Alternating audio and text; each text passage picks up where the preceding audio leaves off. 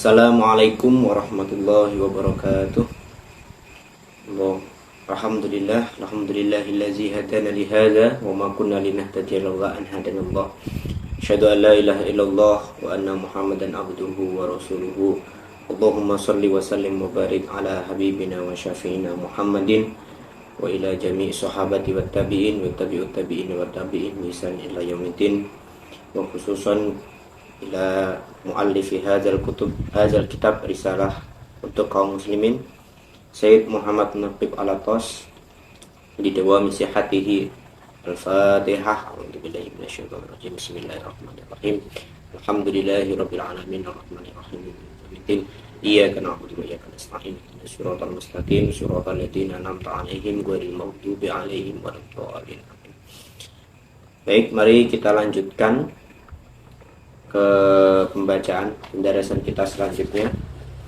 Kemarin di video sebelumnya kita sudah membaca dan sedikit mengenai alasan penulisan kitab ini.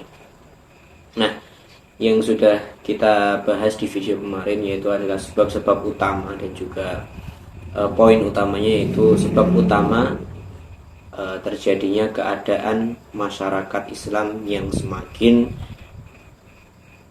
tertinggal atau mengalami degradasi atau penurunan dari peradaban Islam yang dahulu. Nah, kemarin setelah Alatas menjelaskan sebab-sebab utama terjadinya keadaan masyarakat Islam yang turun, Alatas menulis sebuah puisi.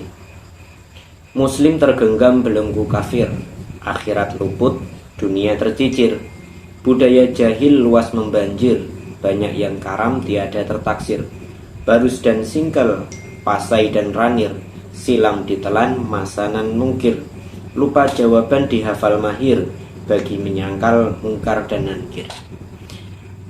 Alatas ini sangat memperhatikan pengambilan frasa, pemilihan frasa, dan juga intonasi, kemudian juga huruf-huruf akhiran itu ya, akhiran dalam puisi itu. Nah, maka dapat kita temui ya makna dari puisi ini, bahwasanya keadaan muslim ini saat ini sangat tercengkram atau benar-benar susah untuk melepaskan dari belenggu kafir. Nah, kafir yang dimaksud sini bukan hanya non-muslim atau di luar muslim seperti Kristen, Yahudi, Hindu, Buddha, kan, tetapi justru lebih menyasar kepada ateisme, sekularisme, kemudian worldview juga ideologi barat yang begitu masif memasuki dunia pemikiran Islam. Nah, akhirat luput, dunia tercicir. Nah, gara-gara kita ini dimasuki, pemikiran kita ini, oleh ideologi barat atau ideologi ateisme, sekularisme dan sekitarnya, kita ini sangat jauh dari akhirat. Makanya Alatas tulis akhirat luput, dunia tercicir, sehingga kita kalaupun meniru kemajuan barat melalui ideologi tersebut, kita juga tidak akan bisa mengejar mereka. Jadi akhiratnya luput, dunianya juga tercicir. Budaya jahil luas membanjir. Dapat ditemui kalau bahwasanya kejahilan itu budaya yang jahil ya dimaksud Alatas. Jadi kejahilan itu bukan jadi sebuah kebodohan seseorang saja ya, bukan kejahilan seseorang kan, tapi menjadi sebuah budaya, karena kejahilan itu menjadi sistemik, bukan hanya cuman orang yang mohon maaf pandir atau kurang belajar atau buta huruf, bukan hanya itu kan, tapi kejahilan yang secara sistemik, tidak mengetahui runtutan epistemologinya, kemudian juga metodologinya, itu salah kaprah atau tidak sesuai dengan epistemologi Islam. Banyak yang karam tiada tertaksir karena kejahilan sangat merebak, sehingga banyak sekali kemampuan-kemampuan seorang intelektual muslim yang tenggelam dalam ideologi barat atau kemudian worldview yang asing dari Islam. Barus dan Singkal, Pasai dan Ranier. Alatas menulis ini memilih kata Barus, Singkal, Pasai dan Ranier karena ini melambangkan sebuah peradaban Islam yang paling dekat dengan budaya Melayu khususnya, yaitu di daerah Barus, Singkal, Pasai dan Ranier. Kalau kita mengingat membuka kembali sejarah, di Melayu dulu hidup seorang intelektual dan juga tokoh sufi terkenal seperti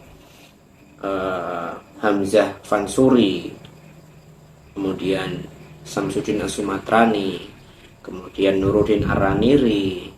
Nah, itu tokoh-tokoh yang menggeluti pemikiran awal di dalam Islam yang kemudian sangat mempengaruhi bagaimana keilmuan dan intelektual Islam saat itu. Kemudian juga mempengaruhi bagaimana keilmuan di masa-masa mereka itu. Nah, jadi di masa itu bukan hanya sekedar keilmuan yang maju, akan tetapi mereka ini berhasil untuk mengubah sebuah bahasa menjadi konsep-konsep kunci. Contohnya kata masyarakat. Kata masyarakat itu sangat lekat dengan kalimat suro bainakum. Nah, itu kan ada dalam Al-Quran, itu sangat lekat sekali. Syawara atau dari kata shin waw ra yang artinya bermusyawarah, bermufakat, bersepakat, mengadakan perkumpulan untuk menyatukan persepsi. Nah, konsep-konsep yang sedemikian itu banyak bermunculan dari tokoh-tokoh kunci ini. Silam ditelan, masanan mungkir. Lupa jawaban dihafal mahir, bagi menyangkal mungkar dan nakir. Syair yang merumuskan dengan ringkas keadaan kita ini telah saya tulis pada tahun 1959. Memang sedari awal lagi firasat membisikkan bahwa risalah ini bukan untuk telinga pasaran Masatu maupun Masani yang sedang ribut dicabuli wabah sekularisme, akan tetapi dicorongkan pada pendengaran mendatang, pendengaran yang akan dapat membangkitkan kesadaran yang mampu membawa perubahan pada alam pikiran kita yang sedang terumbang-ambing di lautan keraguan. Nah, di sini jelas Alatas menulis puisi ini bahwasanya fenomena atau keadaan umat Islam pada saat itu memang benar-benar sangat terasuki oleh sekularisme ini, oleh ideologi sekularisme. Nah, nanti akan dibahas di bab-bab selanjutnya mengenai sekularisme ini sangat detail.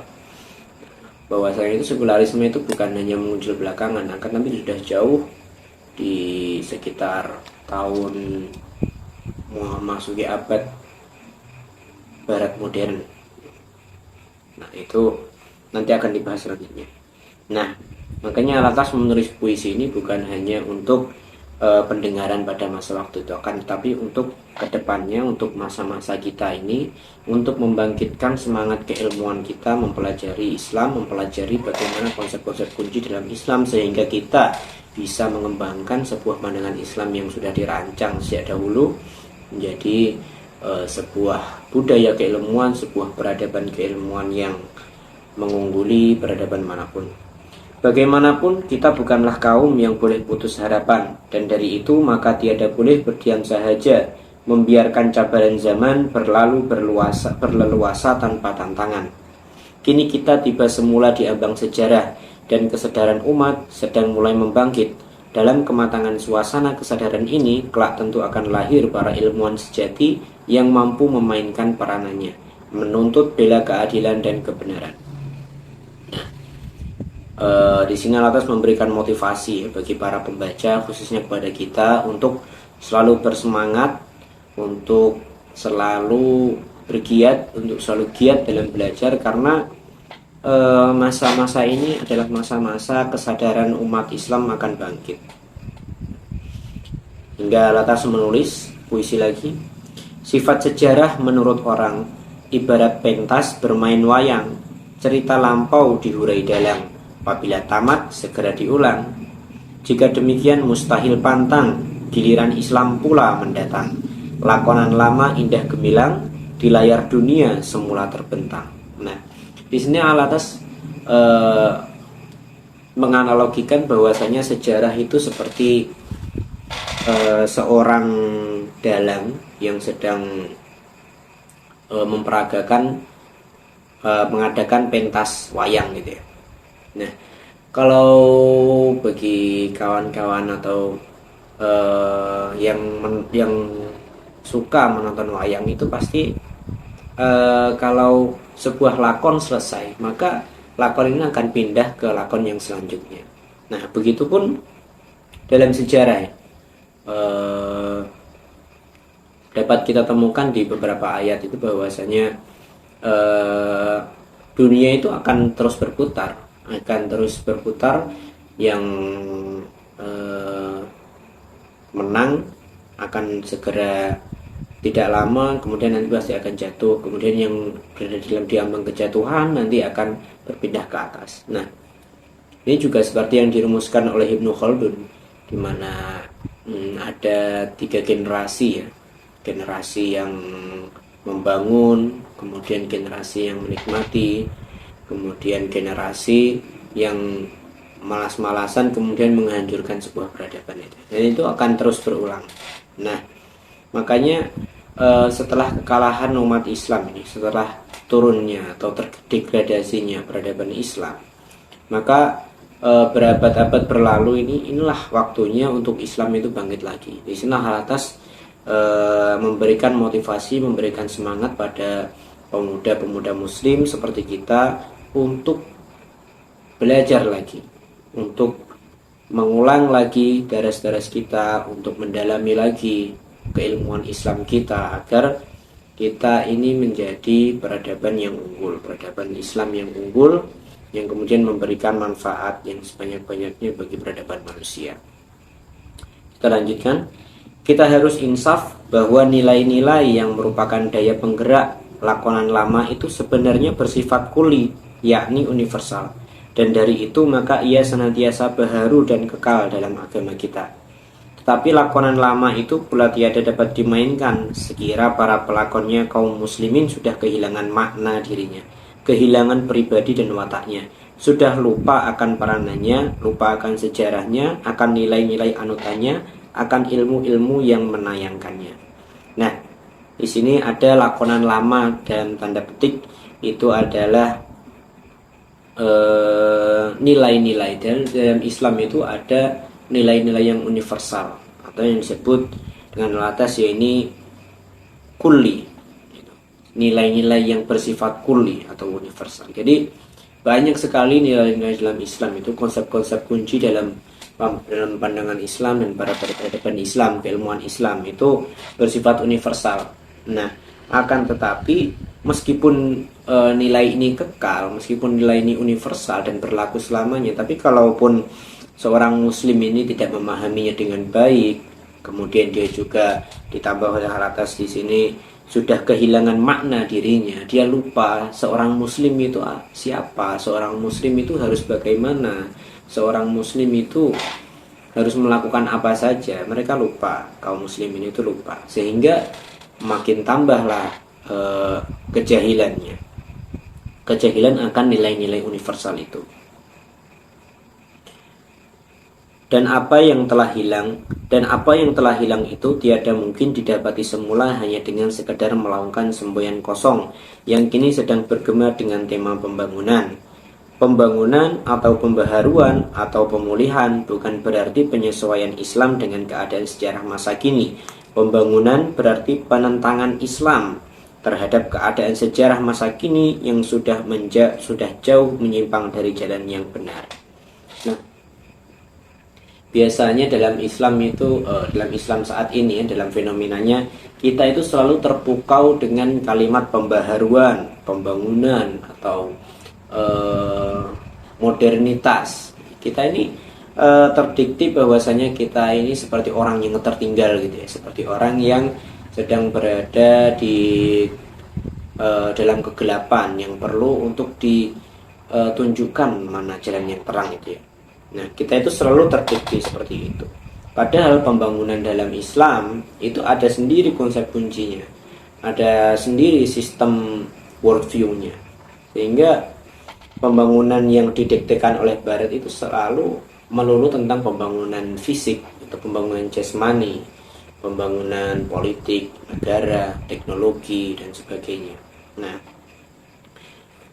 pembangunan yang saya maksudkan mensyaratkan keberanian jiwa, keyakinan, dan kemampuan akal niscaya berkuasa menjelmakan perubahan besar dalam sejarah sehingga bersesuaian dengan kehendak Islam.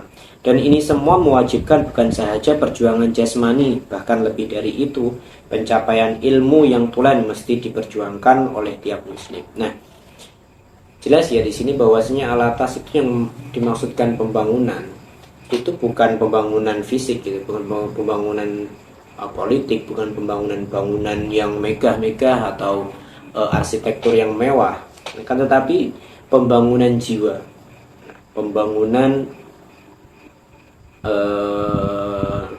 pembangunan keilmuan. Terutama di sini Alatas menekankan pada pembangunan jiwa serta kemampuan akal. Jadi yang diasah itu adalah kemampuan jiwanya. Seorang muslim itu harus mengenali apa itu sebenarnya jiwa seorang muslim, apa itu sebenarnya jiwa seorang manusia. Kemudian juga kemampuan akal untuk memahami konsep-konsep kunci itu. Jadi pembangunan itu bukan bangunan fisik saja. Kalau bangunan fisik itu sangat mudah sekali ya, tapi kalau pembangunan jiwa itu Masya Allah berat sekali, karena harus dengan karakter manusia yang sangat beragam, itu benar-benar harus memahami satu persatu. Selanjutnya, gerak daya menuju ke arah pencapaian pembangunan yang saya maksudkan tentu akan mengambil masa yang lama. Justru sebab pemikiran yang terbayang dalamnya merangkumi berbagai masalah ilmiah pokok yang belum ketara pada penglihatan batin. Sebagian besar golongan ilmuwan kita masih samar dalam pemikiran setengahnya, tiada disadari langsung oleh setengahnya lagi. Kemudian pula kepada mereka yang sadar akan terasa dengan jelas betapa besar dan hebatnya usaha yang harus dikerahkan demi menghadapi cabaran menggenting yang akan ketara pada penglihatan batinnya. Dan mereka inilah yang faham akan artinya bersabar. Kepada mereka akan ternyata ruginya, berkoboh dan untungnya beratur rapih dalam melaksanakan perjuangan yang memanjang ini. Nah, sehingga di sini Alatas menjelaskan bahwasanya usaha-usaha ini adalah usaha peradaban, adalah usaha-usaha yang membutuhkan waktu yang sangat lama. Dulu dapat kita pelajari dalam sejarah, di mana di era Imam Al-Ghazali itu beliau sangat menghidupkan kembali ilmu-ilmu keagamaan, di mana Imam Al-Ghazali mengintegrasikan antara ilmu-ilmu yang ilmu-ilmu duniawi seperti ilmu sains, ya, ilmu sains terapan, dan juga ilmu yang mengarahkan kepada akhirat seperti keilmuan dalam Islam, keilmuan syariat, kemudian ilmu hadis, ilmu Al-Quran dan sebagainya. Nah, itu pun keberhasilan Imam Al-Ghazali itu baru terlaksana sekitar 2 abad atau 3 abad dengan munculnya Salahuddin Al-Ayyubi yang kemudian menjadi peradaban yang mendirikan kekhalifahan yang sangat kuat, yang kemudian kesultanannya bisa menyebar yang sangat luas. Nah, itu butuh beberapa abad, sehingga usaha-usaha seperti ini, usaha pembangunan jiwa, usaha pembangunan ilmu, ini bukan usaha yang cepat. Kadang kita itu terdikti oleh modernitas, karena modernitas barat itu serba cepat, serba hebat, apalagi di masa semakin canggihnya teknologi di zaman sekarang. Itu kita selalu terburu-buru, kita selalu pengen cepat, selalu pengen instan, sehingga kita memahami makna pembaharuan, pembangunan itu menjadi kabur. Menjadi seakan-akan pembaharuan itu seperti teknologi yang sangat maju dengan cepat. Ya, itu tentu sangat berbeda karena di sini kita sedang membangun jiwa manusia, kemampuan akal, kemudian pembangunan keilmuan, perumusan kembali konsep-konsep kunci dalam Islam. Nah, ini sangat lama prosesnya. Kadang kita juga terus merefleksikan diri ya, seperti mungkin ada beberapa organisasi masyarakat Islam yang kemudian mengusung tema pembaharuan atau mengusung tema kemodernan atau modernitas. Nah, kita perlu mempertanyakan itu pembaharuan yang seperti apa yang dimaksud itu. Apakah pembaharuan atau bangunannya atau cuma sekedar teknologinya atau sekedar teknologi bangunan kemudian politiknya juga. Nah, itu kita harus mempertanyakan, harus merefleksikan diri. Apakah pembangunan yang seperti ini perlu? Memang perlu, mungkin urgensitasnya yang kurang tepat, atau istilahnya kalau kita mengatasi sebuah masalah itu kurang tepat. Karena juga dalam buku ini Alatas juga menulis nanti di bab selanjutnya bahwasanya mengetahui musuh itu adalah setengah dari kemenangan. Nah, kita ini harus pandai mengetahui atau mengidentifikasi musuh kita. Kalau kita tidak pandai mengidentifikasi masalah kita, musuh kita, kita juga tidak akan tepat memberikan serangan atau memberikan solusinya. Sehingga usaha-usaha Alatas ini dengan pembangunan jiwa, pembangunan keilmuan, pembangunan kembali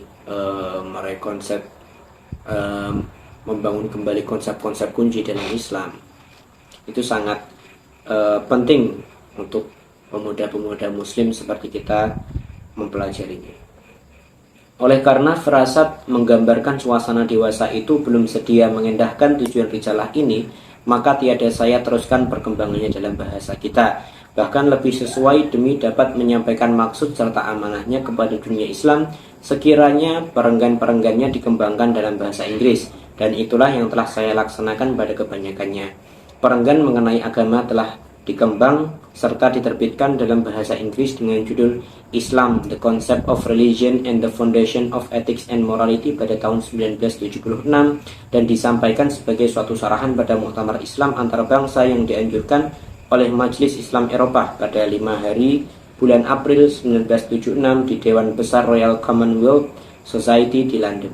Nah, karena Alatas ini merasa pembahasan-pembahasan ini sepertinya terlalu melampaui zaman pada saat itu, sehingga beliau tidak melanjutkan untuk menyelesaikan penulisan ini sehingga diterbitkan. Akan tetapi beliau menyimpan dahulu, kemudian dari beberapa peperenggan ini beliau kembangkan, kemudian beliau jadikan sebuah judul yang baru seperti Faham Agama, itu kemudian diterbitkan menjadi buku dalam judul Islam, The Concept of Religion and the Foundation of Ethics and Morality. Ini telah diterjemahkan ke dalam bahasa Turki, Jepun, dan Korea. Kandungannya yang dikarang dalam bahasa Melayu dengan judul Islam, Faham Agama, dan Asas Akhlak telah diterbitkan pada tahun 1977. Kemudian perenggan-perenggan lainnya hingga ke yang akhir telah saya kembangkan dalam buku-buku bahasa Inggris seperti Islam and Secularism yang telah diterjemahkan ke dalam bahasa Arab, Turki, Farsi, Urdu, Hindi, Malayalam, Indonesia, Bosnia, Albania. Kemudian juga ada The Concept of Education in Islam tahun 1980 yang telah diterjemahkan ke dalam bahasa Arab, Turki, Farsi, Bosnia, Indonesia. Kemudian juga ada buku berjudul Islam and the Philosophy of Science tahun 89 yang telah diterjemahkan ke dalam bahasa Turki, Farsi, Bosnia, Indonesia. The Nature of Man and the Psychology of the Human Soul tahun 1990 yang telah diterjemahkan ke dalam bahasa Farsi. Kemudian juga ada The Meaning and Experience of Happiness in Islam tahun 1993 yang telah diterjemahkan ke dalam bahasa Arab, Turki, Jerman, Itali, Melayu.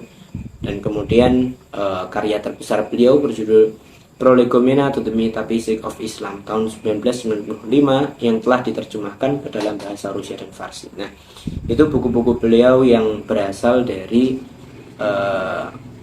kitab ini ya, Risalah untuk kaum muslimin ini, yang kemudian dikembangkan menjadi banyak buku. Tindakan saya untuk menyampaikan maksud serta amanah risalah ini kepada dunia Islam dengan perantaraan bahasa Inggris itu kini terbukti berkesan, memandangkan bahwa faham-faham yang telah saya kembangkan dari perenggan-perenggannya memang benar diakui, mengandung makna yang amat perlu diindahkan oleh para ilmuwan bangsa-bangsa Islam sendiri di merata dunia, sehingga telah diterjemahkan oleh mereka ke dalam 14 bahasa termasuk bahasa-bahasa agung Islam. Nah, nyatanya buku-buku yang sudah diterbitkan oleh Alatas mendapatkan respon yang sangat positif oleh ilmuwan-ilmuwan muslim terutama di seluruh dunia, dan juga ilmuwan-ilmuwan muslim banyak sekali yang menyanjung bahwasanya karya-karya Alatas ini sangat relevan dan sangat perlu untuk diterapkan di masa kini, di masa itu hingga masa kini. Nah, termasuk bahasa-bahasa agung Islam itu ya, diterjemahkan dalam bahasa-bahasa agung Islam, yaitu bahasa Arab, kemudian juga bahasa Farsi. Itu kan juga apa istilahnya, memiliki akar rumput yang sama, yaitu dari bahasa-bahasa yang berasal dari Al-Quran. Nah, di sini nanti di pembahasan selanjutnya nanti ada tentang apa itu bahasa Islam. Nah, lebih kurang 3 atau 4 tahun yang lalu, sebuah salinan naskah asal risalah ini telah saya amanahkan kepada Profesor Dr. Wan Muhammad Nurwan Daud, timbalan serta sahabat saya di Institut Antarabangsa Pemikiran dan Tamadun Islam atau ISTEK, untuk simpanan dan perhatiannya pribadi. Beliau telah meneliti serta menggunakannya sebagai bahan rujukan dalam beberapa karyanya yang sangat bernilai, dan seringkali menganjurkan masanya kini telah tiba untuk risalah ini diterbitkan bagi bacaan umum. Jadi salinan naskah ini yang pada tahun 1973 itu diberikan kepada Profesor Wan Muhammad Nurwan Daud. Beliau adalah sahabat Syekh Muhammad Naqib Alatas dalam memperjuangkan ide-ide Islamisasi ilmu pengetahuan dan review Islam, dan serta mendirikan ISTEK di Malaysia. Itu mereka berdua sangat hebat dalam perjuangannya. Nah, beliau memberikan salinan naskah ini kepada Prof. Wan Daud itu. Kemudian setelah 3 tahun 4 tahun berlalu, Prof. Wan Daud ini memberikan saran ke Syekh Muhammad Naqib Alatas untuk segera diterbitkan. Begitu juga pendapat Dr. Muhammad Zaini Usman, Profesor Madya dan Pustakawan Ilmiah ISTEK, dan beberapa sarjana penyelidik kami, Muhammad Zaidi Ismail, Muhammad Sani Badron, Wan Azhar, Wan Ahmad, dan Muhammad Asyam Ahmad, yang semuanya telah membaca dan ikhlas berusaha menguruskan penerbitan risalah ini.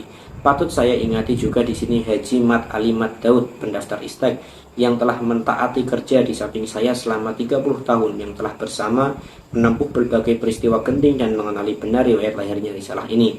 Kepada mereka ini semua yang boleh tampaknya membuktikan nilai diri yang saya hargai, saya menaruh kepercayaan meletakkan amanah pada tempatnya yang wajar untuk melanjutkan lagi memperkembangkan ilmu yang bermanfaat. Nah, itu beliau nama-nama yang tersebut adalah orang-orang yang di sekitar Syekh Muhammad Naqib Alatas yang turut berjuang dalam mensuarakan Islamisasi ilmu pengetahuan dan juga tentang Islamic worldview yang itu sangat relevan di masa kini. Maka kini risalah ini dihadangkan kepada para pembaca yang budiman semata-mata hanya sebagai catatan untuk pertama kali sejak hampir 30 tahun berlalu ia dirakamkan termaktub tanpa sebarang perubahan pada makna dan kata dan gaya. Untuk kali ini kita cukupkan, kita selesai di beberapa kata. Kemudian di video selanjutnya kita akan masuk ke pembukaan, kemudian perenggan 1 dan selanjutnya. Terima kasih telah menyimak. Silahkan subscribe, follow, dan share video ini. Semoga kita bisa melaksanakan petuah-petuah dan juga anjuran-anjuran dari Syekh Muhammad Naqib Alatas dalam kitab risalah untuk kaum muslimin. Terima kasih. Wassalamualaikum warahmatullahi wabarakatuh.